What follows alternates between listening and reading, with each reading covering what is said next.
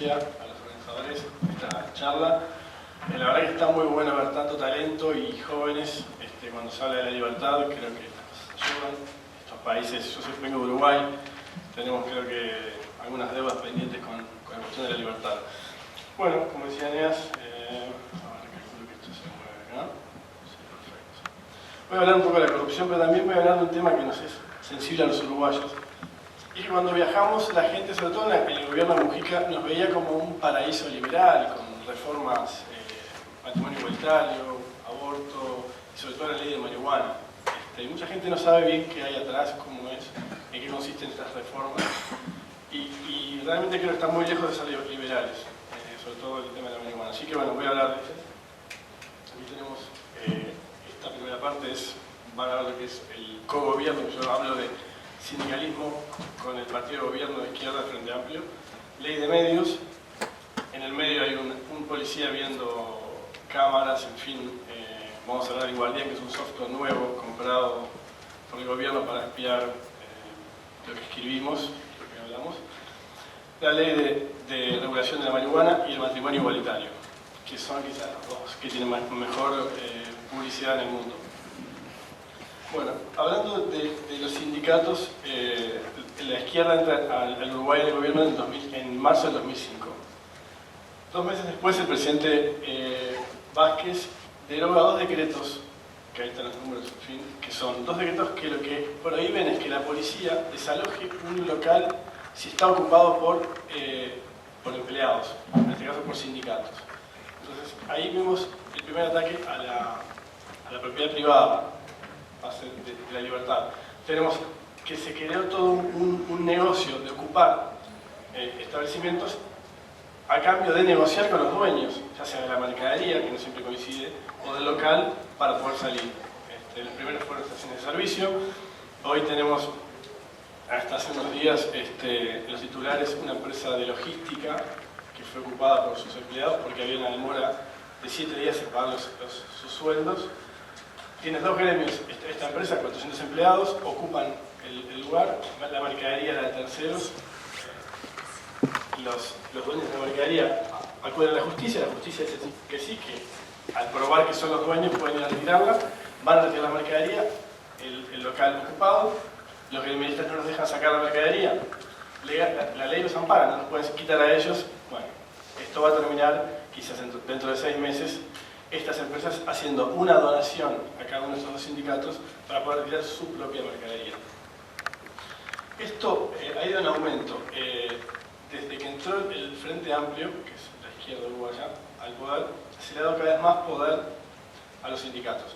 En todos los órdenes descentralizados de gobierno uruguayo hay un representante de cada sindicato. Por ejemplo, en educación, de los maestros, de la salud, médicos, enfermeros, etc.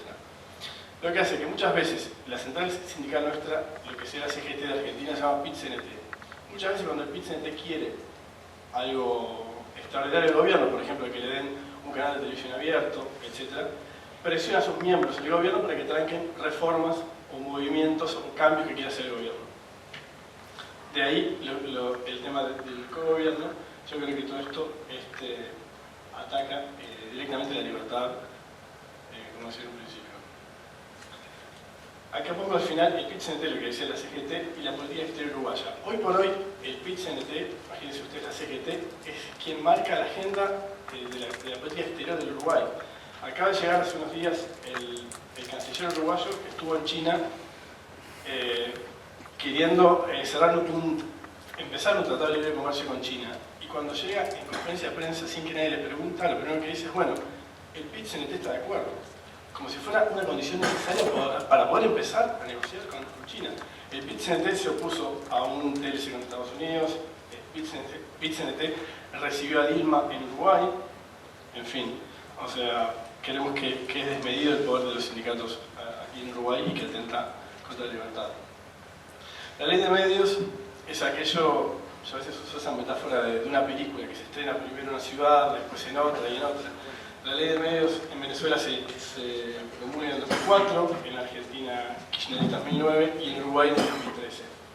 Básicamente es la misma ley, lo que hace es democratizar y regular y ver qué se puede mostrar en los medios y qué no, se crea un instituto que es el Consejo de Comunicación Audiovisual. También en Uruguay hay una tradición muy monopolística, de mucho monopolio estatal, mucha burocracia. Se crea un instituto que es el Consejo de Comunicación Audiovisual, que va a ser el que, dependiendo directamente de la presidencia, quien va a regular qué se puede publicitar, qué no, qué se puede ver, qué no, qué podemos decir y lo que podemos decir, qué se puede ver. Lo cual obviamente atenta contra la libertad, sobre todo la libertad de expresión. Continuando con esto, salta a la luz que el Ministerio del Interior, también por Ejecutivo, también Gobierno uruguayo, también dentro del Frente Amplio, compra el Guardián Web. El Guardián Web es un software de última generación que permite que 30 personas puedan monitorear lo que hacen 800 celulares y 200 computadoras a la vez. Guarda patrones de voz, crea casillas de correo espejo, en fin. O sea que lo que hablaba el libro más temprano de Gran Hermano en Uruguay, el tema de que todo tiene que ser comprado con plástico, bueno, también nos están observando no solo en eso, conversaciones, mensajes de texto. Cuando la oposición se entera, pide explicaciones. Y bueno, el Ministerio del Interior dijo que iba a intermediar siempre un juez. Que antes de utilizar el Guardián para ver qué es lo que hacíamos, iba a aparecer un juez que daría garantías. Lo cierto es que Gerardo González Valencia es un mexicano que se instaló en Punta del Este, miembro de un cártel, llamó la atención porque compró muchas propiedades. Activaron el Guardián y está preso. Ahora, lo que llamó la atención, no llamó la atención, pero que se discutió, es que no interactuó ningún juez. Entonces el Ministerio del Interior dijo, bueno, nosotros nos dimos cuenta que era un delincuente y utilizamos las herramientas, pero no usamos el Guardián, usamos los métodos anteriores. Pero son los mismos que van a usar el Guardián, sí. ¿Y cómo sé si el día de mañana piensa que yo soy un delincuente y no me espían a mí? Entonces, bueno, aquí no tenemos ninguna garantía tampoco. Y bueno, esta es la más famosa y es explicarlo tantas veces, la ley de regulación de marihuana en Uruguay. Damos la imagen de que en Uruguay cualquiera puede consumir, cualquiera puede, en fin, fumarse un fasa, como se dice, donde estás y dices, uruguayo, fumás marihuana, el Pepe, en fin. Y no, en realidad lo que se hizo esta ley no es nada de eso, se crea, y esto es increíble, se estatiza, hoy en día lo decía, se estatiza, era un monopolio estatal de producción de marihuana, único en el mundo. El Uruguay tiene, o sea, el gobierno uruguayo tiene la potestad legal de fabricar marihuana, y no solo eso, de controlar, de decir quién consume, quién no, y qué tipo de marihuana. O sea, Vargas Llosa obviamente cuando elogió la reforma no tuvo tiempo de leerla. Yo esos días estuve en el Parlamento asesorando a un par de amigos legisladores y tuve de primera mano el proyecto y ya está aprobado, porque el Frente Amplio tiene mayoría en ambas cámaras. Lo que crea es, de nuevo, burocracia, un instituto estatal en el cual el que quiera consumir marihuana se tiene que registrar. Primero que nada, registrar sus datos. Yo consumo marihuana. Después, solo puedo consumir 40 gramos por mes. Esos 40 gramos se los da el gobierno a través de farmacias. Es fabricado por el gobierno uruguayo o por terceros privados bajo la regulación y el control del gobierno uruguayo. Si esa persona de esos 40 gramos decide venderle a otro, esa persona puede ir presa porque no se puede vender. Entonces, y si quiere recuperar, o sea, al mes siguiente pedir 40 más, tiene que llevar las colillas de los primeros 40 cigarrillos, si no, no le dan. Lo mismo pasa con el autocultivo, se regula el autocultivo, pero este sector que depende de presidencia también, que es el que regula, te dice cuántas plantas puedes plantar, y es un máximo de 6 plantas femeninas de marihuana. Si tenés 7, ya estás cometiendo un delito. Lo que ha pasado es que hay gente del exterior que ha venido a vivir a Uruguay, en caso no voy a decir el nombre, pero una mujer que vino desde Europa, compró una chacra, plantó marihuana, se sacó fotos en Facebook y estuvo 45 días presa. Yo decía, ¿pero por qué? Si en Uruguay es legal. Sí, pero usted tiene más de 6 plantas. Bueno, ¿pero qué tiene que ver? No, usted no puede tener más de 6 plantas. Yo no sé si con las plantas tiene 40 plantas, con el resto de las plantas usted no vende. No, pero eso no, es para mí, porque aparte yo con las plantas de marihuana hago hilados. No, eso es ilegal en Uruguay, señora. O sea que Para que vean, no es una reforma realmente liberal, no es lo que propuso Friedman en su momento, legalizar todas las drogas para evitar realmente el daño del narcotráfico. Friedman decía que hay más muertes por el narcotráfico que por las drogas. Y de última, cada uno es libre de hacer lo que quiere con su cuerpo. Bueno, no es el espíritu de esto. Acá tenemos una gráfica. Año 2013 se aprueba la ley. 2014-2015, una gráfica en su vida. No sé qué les parece a usted que puede significar esto. Adivinar qué es lo que sube. Puede ser el consumo, puede ser el gasto público. Puede ser, ese es independiente, el gasto público igual en Uruguay está en aumento, pero no es nada de eso. Si le digo no lo van a poder creer. Este es el aumento de plantas incautadas por la policía en Uruguay. O sea, desde que se aprobó la ley, se viene duplicando, y tengo los números por acá. 265, 652, 1258 plantas. Claro, la ley, la publicidad que le dio el Frente Amplio a la ley, hizo que todo el mundo quisiera plantar, como esta mujer que dije del exterior. Y bueno, después las incautan, es ilegal, señora. Acá el gobierno es el único que puede vender marihuana. Y usted me tiene que comprar a mí. Entonces, el aumento de la incautación de droga se da con esta reforma ridícula que vuelve a crear, o sea, como decía en un principio, en Uruguay hay una tradición de monopolios. Tenemos monopolio estatal, ya se hablaba en CAP. En Uruguay tenemos una empresa estatal que es la que regula y la que procesa todo el combustible en Uruguay. Nos vende a los uruguayos el combustible más caro de América y da pérdida. Dio $2.000 millones de pérdida hace muy poco. Bueno, el negocio aquí en el tema de la marihuana hay dos. Uno que es publicitario. Mujica se vendió muy bien al exterior. Él se define como libertario. Para que se hagan una idea, Mujica, que fue el presidente anterior y que dice que va a ser el próximo presidente. Tupamaro. Exacto, un Tupamaro, muy bien. ¿Qué quieren hacer los Tupamaros en Uruguay? Imponer la revolución cubana en Uruguay. O sea, ese es el libertario, ¿no? Quieren imponer una dictadura que ya lleva casi 60 años en Cuba, imponerla en Uruguay, de cual no se arrepiente. Sí, y otra cosa que decía Mujica es que él luchó contra la dictadura. Mujica cae preso en el 61, varias veces. La última vez cae preso en 1972. La dictadura uruguaya comienza en marzo de 1973. Cuando cae la dictadura, Mujica se entera en la cárcel. Nunca pudo luchar. Es más, ni siquiera luchó contra los militares porque la guerrilla tupamara fue derrotada por la policía uruguaya. O sea, en fin. Bueno, pero Mujica se pudo vender al exterior. Me pasa cuando vengo muy seguido a Buenos Aires, estoy en la cola del buquebús, en el aeropuerto, y dicen, sí, porque en Uruguay sí, tenés a Mujica, tenés gente honesta, de principios, que incluso fue víctima de la dictadura, que no es el caso. Sin embargo, no tiene odios. ¿Qué va a tener odios? Nunca trabajó, llegó a presidente, vive muy bien y todavía tiene la imagen de ser un tipo austero. No tiene nada, la verdad, que para sentirse mal.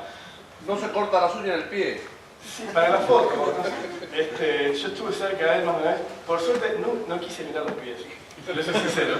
Pero bueno, sí. Es parte de ese marketing de Mujica. En 1995 conoce a Luis Costa Bonino, que es un asesor que ha sacado varios presidentes, François Mitterrand en Francia, en fin. Y le dijo, mira, vos lo que tenés que hacer es sacarte un par de dientes, hablar mal, desalineado, y decir que vos fuiste una víctima de la dictadura y que venís a proponer paz y que sos un liberal. Y bueno, lamento si alguno lo creía, pero no es así. Igual, con leer las columnas de Hacer, van a saber mucho sobre este señor Mujica y sobre su reforma de la marihuana. Esta sí. La ley 19.075 de matrimonio igualitario, también vemos que es como el cine. Primero en Holanda o Países Bajos en 2001 se promulga, después en España, en Argentina y en Estados Unidos ahí ya no hay tanto pelos, o sea, de partidos, en fin, de ideologías. Es una ley que viene a poner orden, o sea, sí, a reflejar un poco la realidad. El hecho de que no se pudieran casar dos personas del mismo sexo no quiere decir que no hubiese familias donde los padres eran del mismo sexo.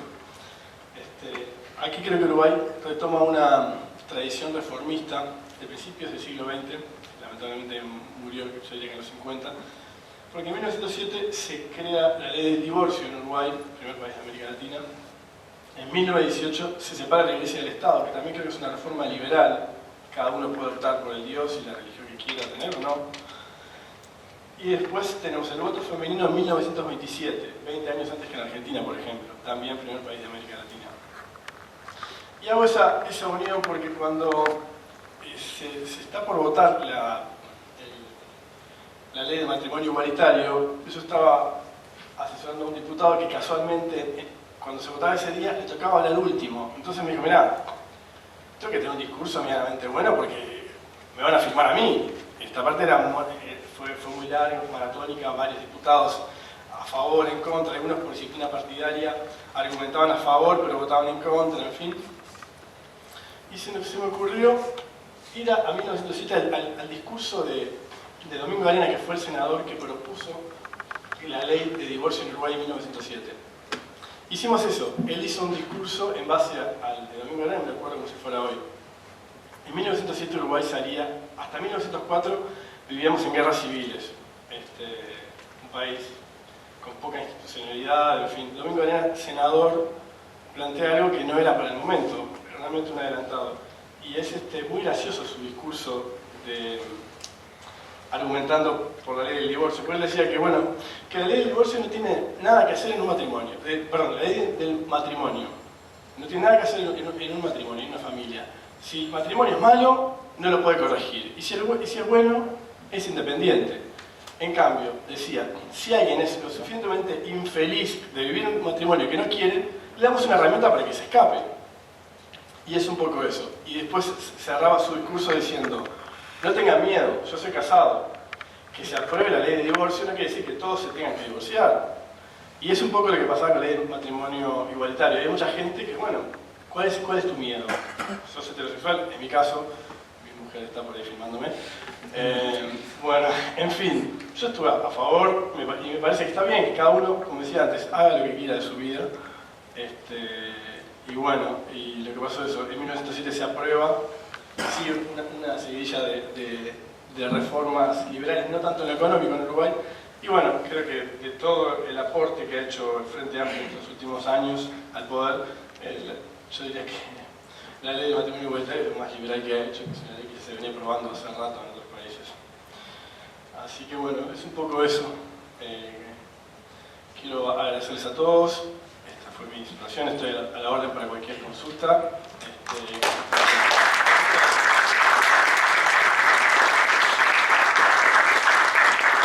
Y gracias, Eneas, por este panel espectacular de Sosi y Ricardo.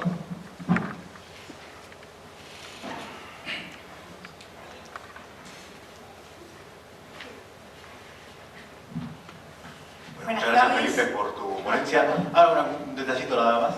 ¿Cuánto era que dijiste que da de pérdida? Sí. 2.000 millones y son 3 millones de uruguayos. Así que la pérdida es importante. No, per cápita, por así decirlo. Menos de $1.000 a cada uno, no está tanto. Ah, bueno, está bien. Y tenemos la suerte de pagar los combustibles más caros de América también. Sí, y uno de los pocos países de América Latina que todavía la telefonía y el internet está monopolizado por lo estatal, ¿no? Sí, en algunos casos hay una empresa estatal que se llama Antel, que regulaba todas las comunicaciones. En algunos nichos de mercado se ha abierto la competencia y son los únicos nichos donde es rentable, pero bueno, cuesta, porque la gente lo hablábamos hoy con Gabriel y con Liber. Gabriel vivió un tiempo en Uruguay, creo que es la publicidad esa del Uruguay libertario de Mujica. La gente todavía cree que si la empresa estatal es unos dueños y es su patrimonio, aunque la empresa pierda $2.000 millones, porque es una empresa burocrática, que hace negocios malos entre amigos, en fin, pero bueno, la corrupción está aquí, está fuerte, ¿no? Sí, sí, sí.